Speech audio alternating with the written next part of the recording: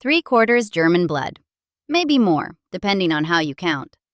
Her father came from the House of Hanover, a German dynasty that took the British throne in 1714 because the nearest eligible Protestant happened to be a German prince who never bothered learning English. Her mother, Princess Victoria of Saxe-Coburg-Saalfeld, was born in Coburg on August 17, 1786, raised entirely in that German principality, never fully comfortable speaking English even after decades in Britain. German remained the language of private family conversation. The staff at Kensington Palace? Predominantly German. Her governess from 1824 onward, Baroness Louise Lehzen, born in Coburg. Her half-sister, her closest childhood companion, Feodora, Princess of Hohenlohe-Langenburg, thoroughly German. She married her first cousin, a German prince named Albert from, you guessed it, Saxe-Coburg and Gotha. Victoria dreamed of retiring to Coburg. She visited the duchy multiple times during her reign and wrote about it in her journals with a warmth she didn't show many British locations. When royal duties exhausted her, when grief overwhelmed her mind turned to that small German town as a place of refuge. So how did this woman become the very essence of all that is British? That's the question nobody answers properly. They skip right past it. They give you the crown and the mourning dress and the empire, but they don't explain the transformation. How does someone so completely German, in blood, in upbringing, in private language, in the man she loved, become the symbol against which Britishness itself would be measured for a century? And here's what makes it worse. The few documentaries that try to grapple with Victoria the person, rather than Victoria the symbol, get her wrong in a different way. They reduce her relationships to scandals. They see a woman with male friends and assume something tawdry must have happened. In 1997, a film called Mrs. Brown hit theaters. Judi Dench played Victoria. Billy Connolly played John Brown, her Highland servant. The title alone tells you what they were implying. The narrative framing left little to imagination. Here was a lonely widow, a rough Scottish servant, and the obvious assumption about what happens when a woman and a man spend time together. She didn't have affairs. She had friends. And I'm going to prove it. But first, you need to understand what she escaped from. Because the pattern of Victoria's attachments, the intensity of her bonds with certain men, makes no sense unless you understand the prison of her childhood. They called it the Kensington system. Designed by Victoria's mother, the Duchess of Kent, and her comptroller, Sir John Conroy, it was a regimen meant to ensure one thing, that the princess would reach the throne completely dependent on them. Victoria was never allowed to be alone. She slept in her mother's bedroom every single night until she became queen. She couldn't walk downstairs without someone holding her hand. Every person she met was vetted, controlled, limited to those Conroy approved. Conroy wanted power. He'd positioned himself as the Duchess's closest advisor, intimate enough that rumors circulated about their relationship, and he believed that controlling Victoria meant controlling the future of Britain. If she became queen while still a minor, the Duchess would serve as regent. Conroy would rule through both of them.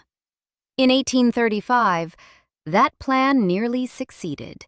Victoria was 16 when she fell seriously ill with typhoid fever. For weeks, she hovered between life and death. And during her illness, at her most vulnerable, Conroy made his move. He appeared at her bedside with a document, a slate. He demanded she sign it, an agreement making him her personal secretary, with unprecedented access and power once she took the throne. Victoria refused, sick, weak, possibly dying. Surrounded by her mother and the man who'd controlled her entire life, she still refused. Baroness Louise, her German governess, was the only person who supported her resistance. Louise stayed by Victoria's bedside and helped her hold the line against Conroy's pressure. When Victoria recovered, She remembered who had tried to exploit her weakness, and she remembered who had protected her. This is the context you need. When Victoria finally escaped on June 20th, 1837, becoming queen at 18, moving her bed out of her mother's room that very night, she was emerging from a childhood of suffocating control. She craved guidance, yes, but guidance freely chosen, from someone who treated her as capable rather than a pawn to be manipulated. Enter Lord Melbourne. William Lamb, 2nd Viscount Melbourne, was 58 years old when Victoria summoned him for her first official audience as queen. A widower, his wife had conducted a notorious affair with Lord Byron and descended into mental instability before dying in 1828. His only surviving son was severely disabled and had died just the year before Victoria took the throne.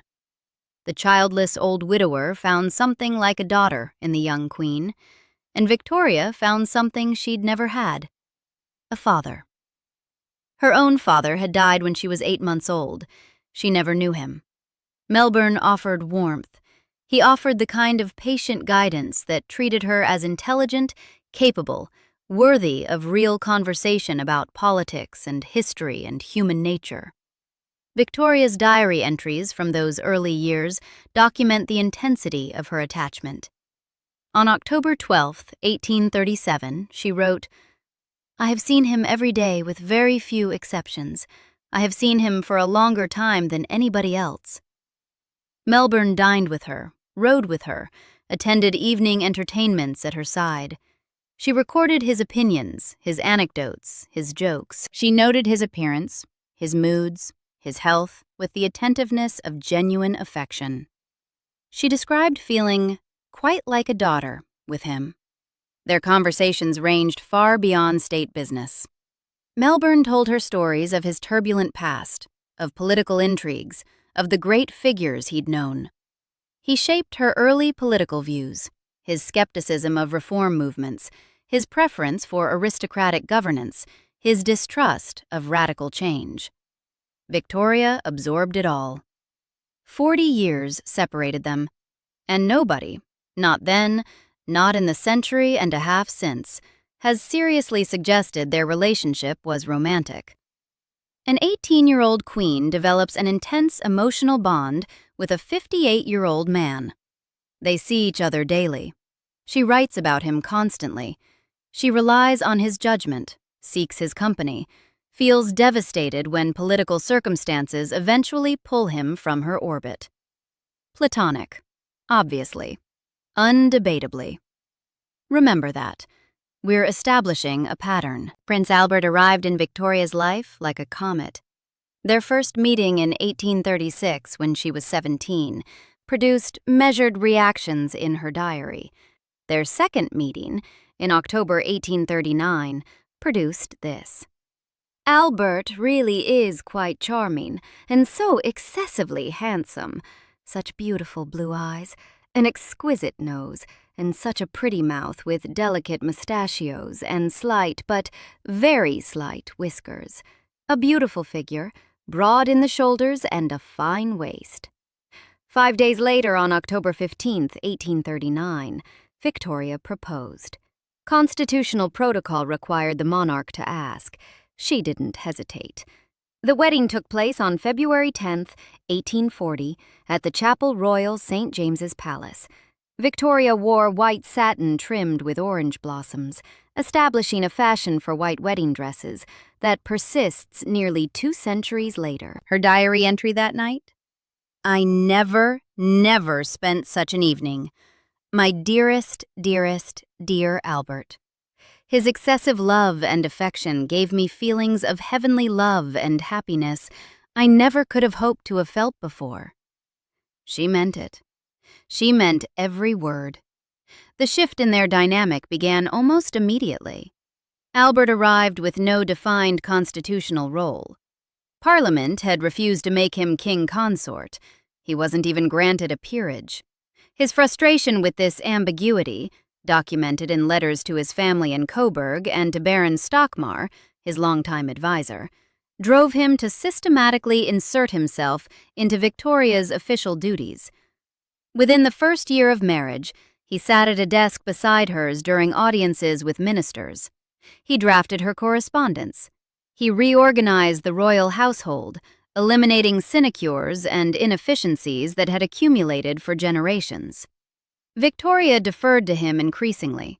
She called him "my lord and master" in her letters. Her political opinions tracked with his.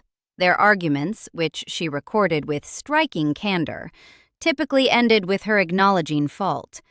In 1842, she wrote to Albert after one quarrel, "There is often an irritability in me which makes me say cross and odious things, which I don't myself believe, and which I fear hurt A, whom I love so dearly." Her temper was legendary. Hanoverian blood passed down through generations of German kings. When Victoria lost control, Albert's strategy was to withdraw physically and emotionally, closing doors, writing notes, waiting until she exhausted herself before resuming conversation. Baron Stockmar's notes record that during one violent quarrel early in the marriage, Victoria hammered on Albert's locked door while he composed a message. "I would like to explain to you why I left your room, in the hope that in calmer moments you will be able to understand my meaning." The pattern repeated throughout their marriage: Victoria's rage, Albert's withdrawal, Victoria's contrition. She adored him. She submitted to him. For 2 decades, the German prince shaped not just her household, but her mind. His greatest triumph was the Great Exhibition of 1851. Albert conceived the project, chaired the royal commission that organized it, and defended it against skeptics who predicted disaster.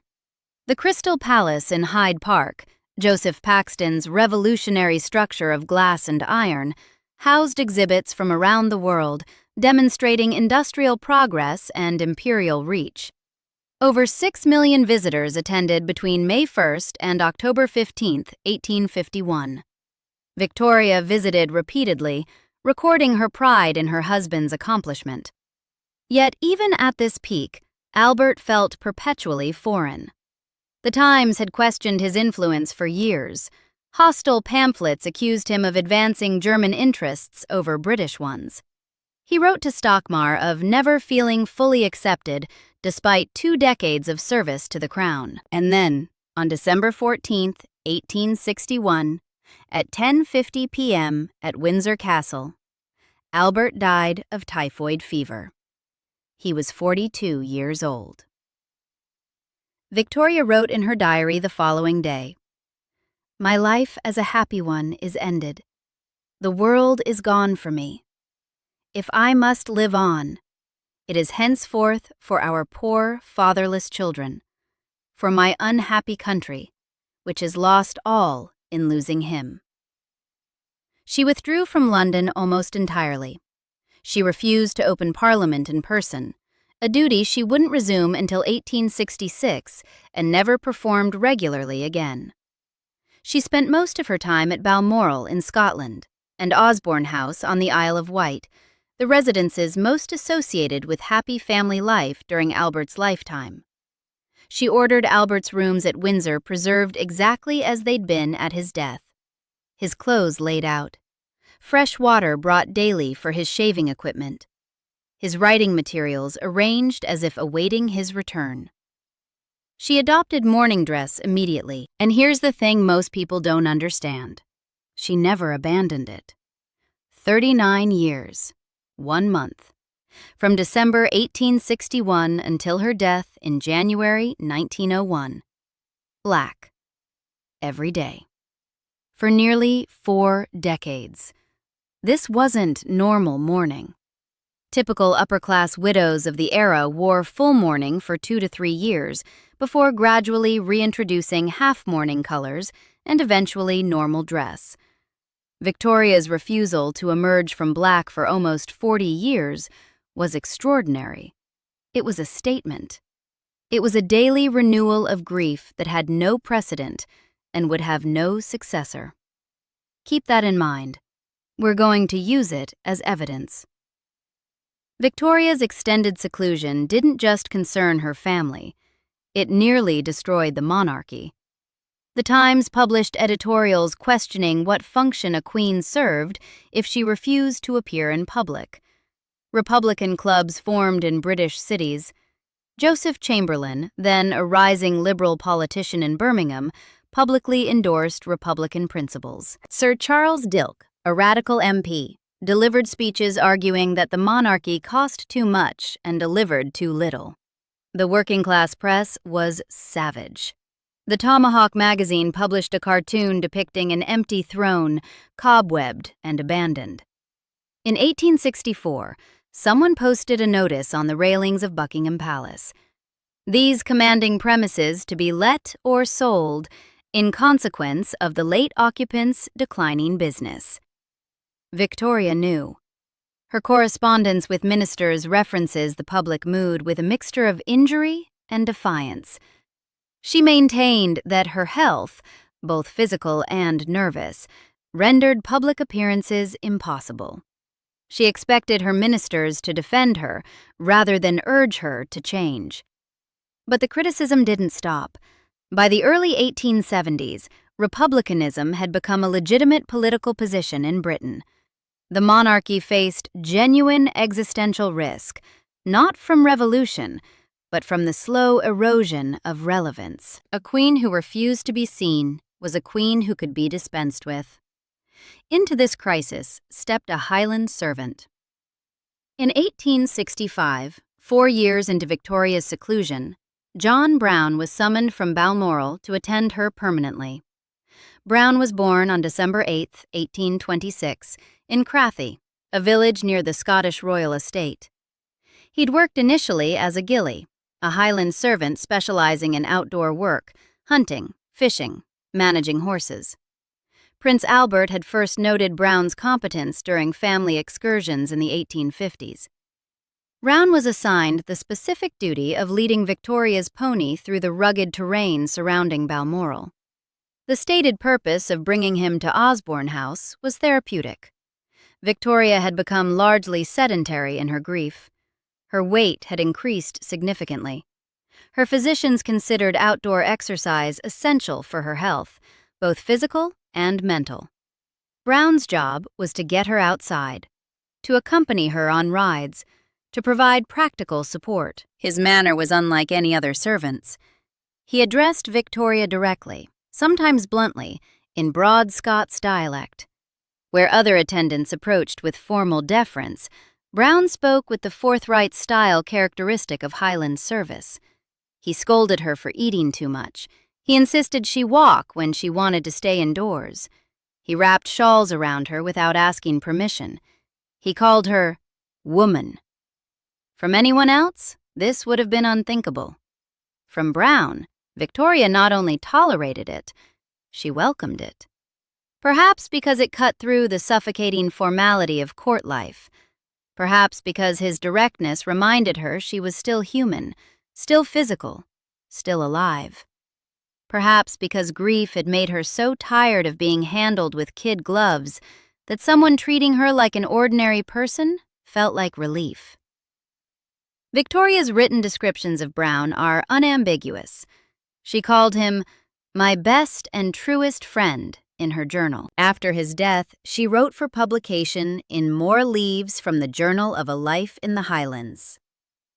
He became my best and truest friend, as I was his, and the comfort of my daily life.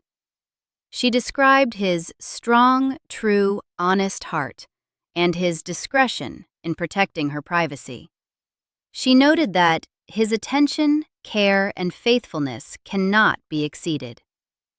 Friend, truest friend, the best friend Victoria ever had. Not lover, not paramour, friend. The rumors started anyway. Mrs. Brown emerged as a nickname within court circles during the late 1860s, implying either secret marriage or sexual impropriety. Punch magazine published satirical references. Continental newspapers speculated openly. An anonymous pamphlet titled Mrs. John Brown circulated through London, suggesting scandal where none existed. Victoria knew. Her courtiers told her, in softened terms, what was being said.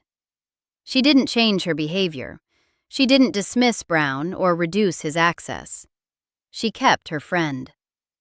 The hostility wasn't limited to anonymous pamphleteers. Victoria's own children resented Brown.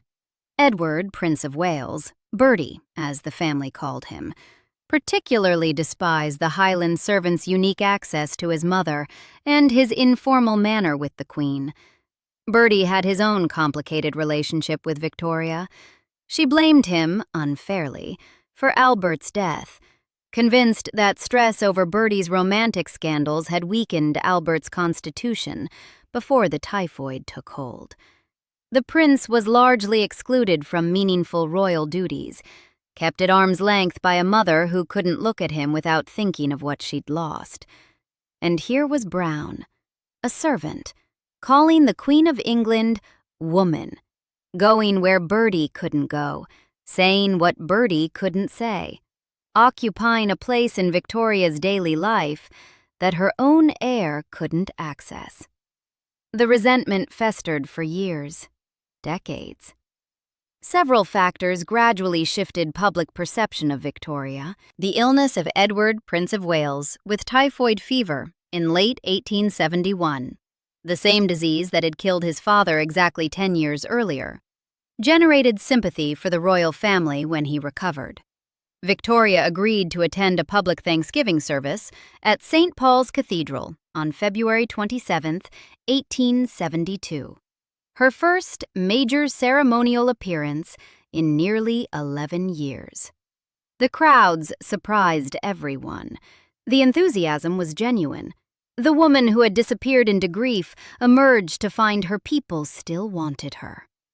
2 days later, on February 29, 1872, Arthur O'Connor, a 17-year-old Irish nationalist, accosted Victoria outside Buckingham Palace with an unloaded pistol.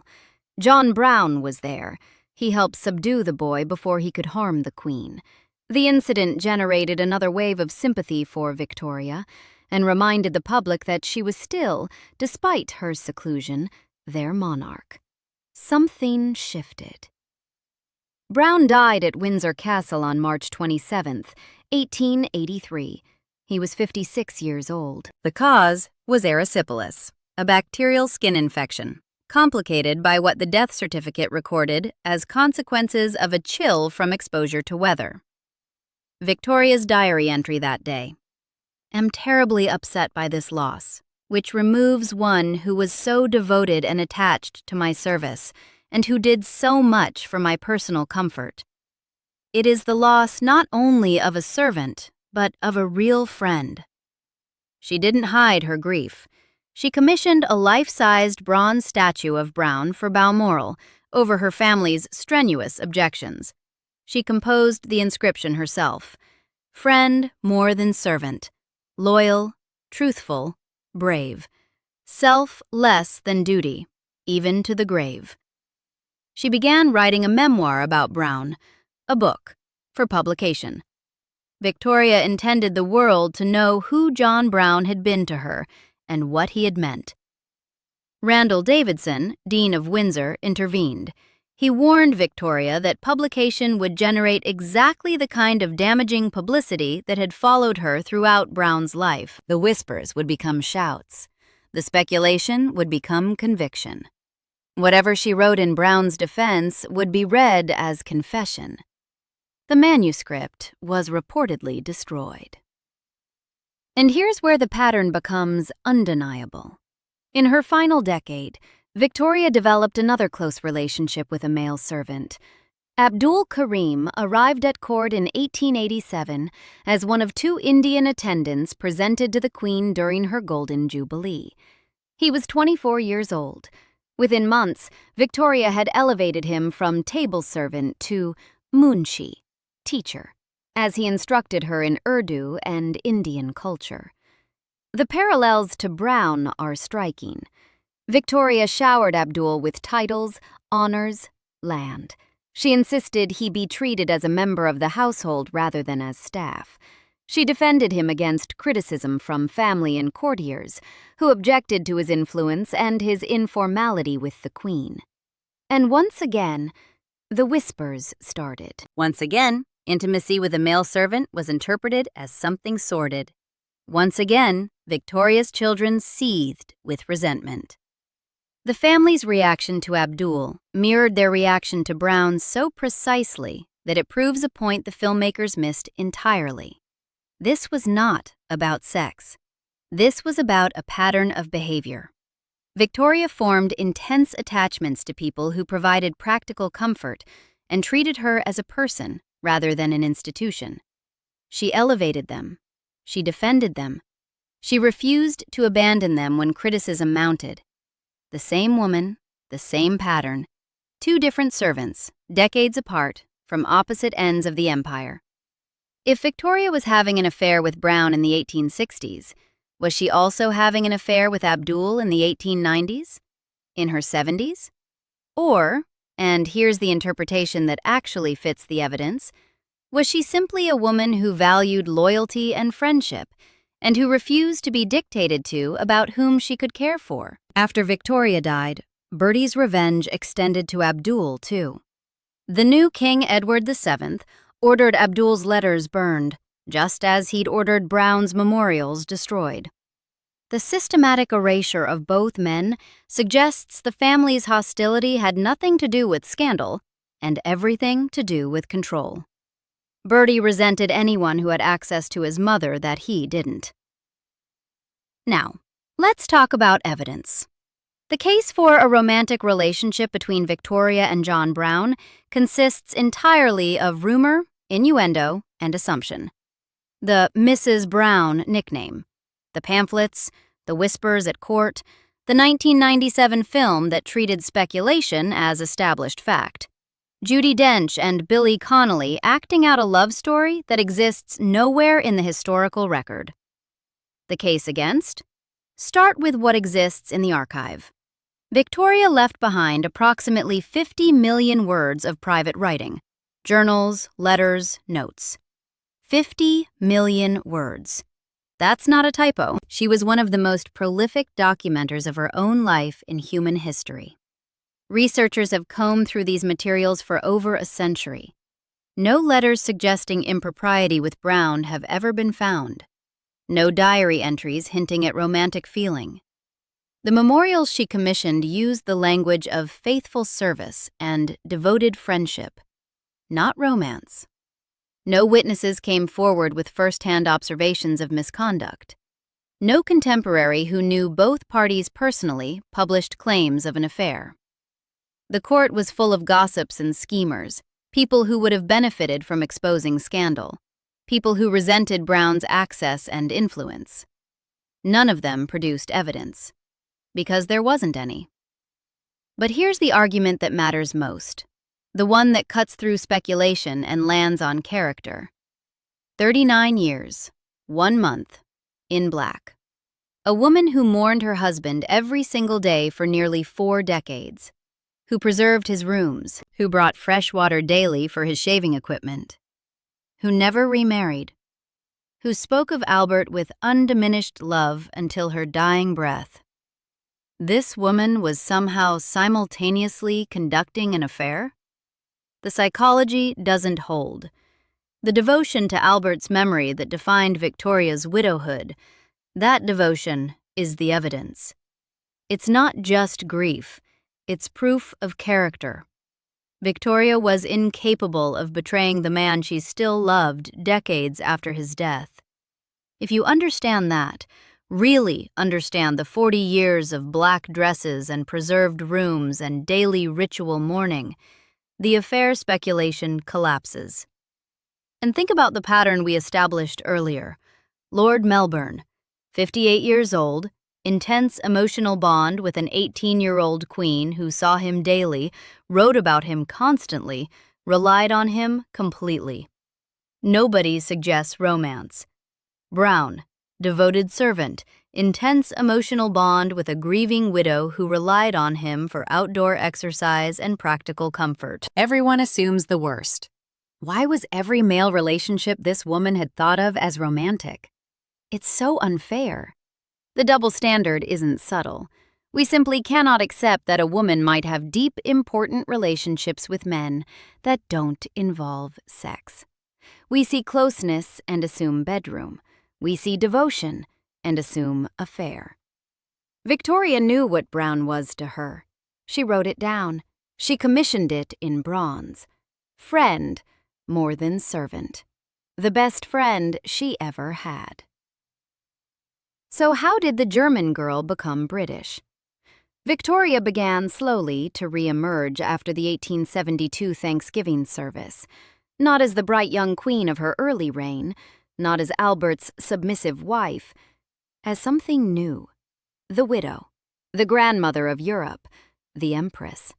In 1876, she became Empress of India, a title she had wanted for years, a claim to imperial grandeur that went beyond mere queenship.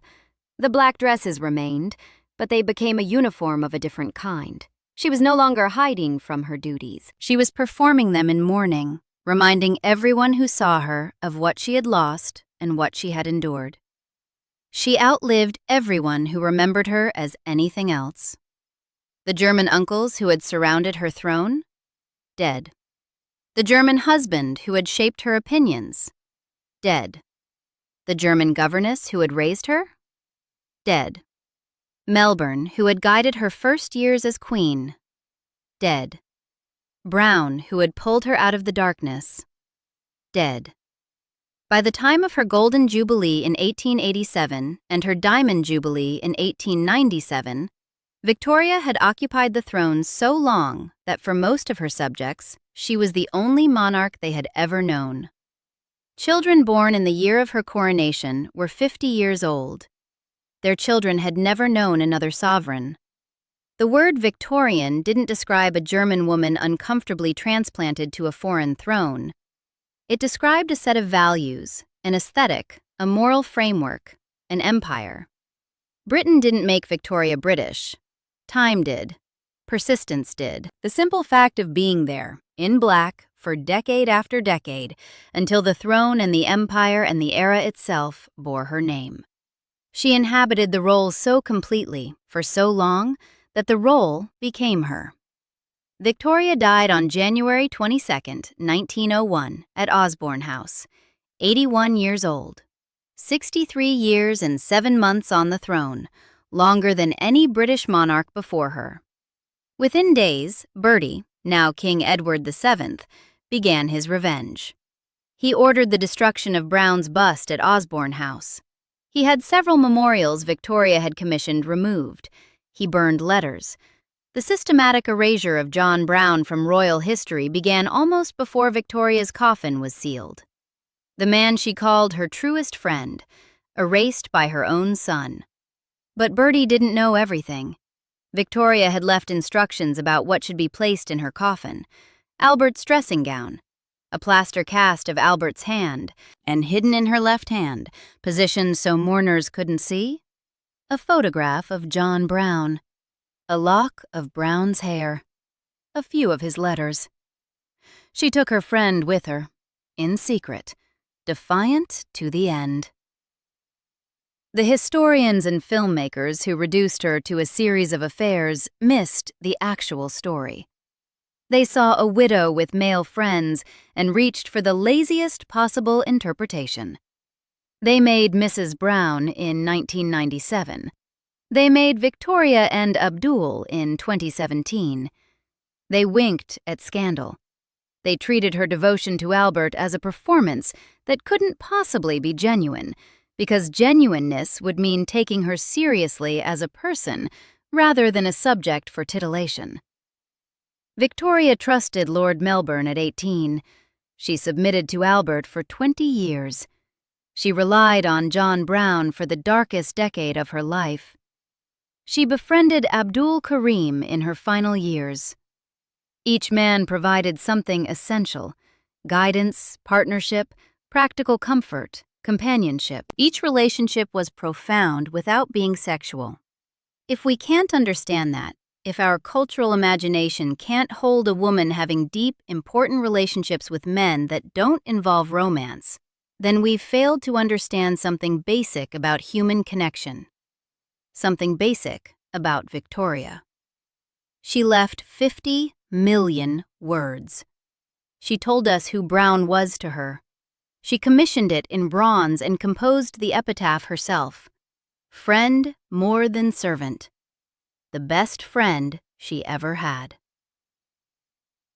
She died with Albert's dressing gown beside her and Brown's photograph hidden in her hand.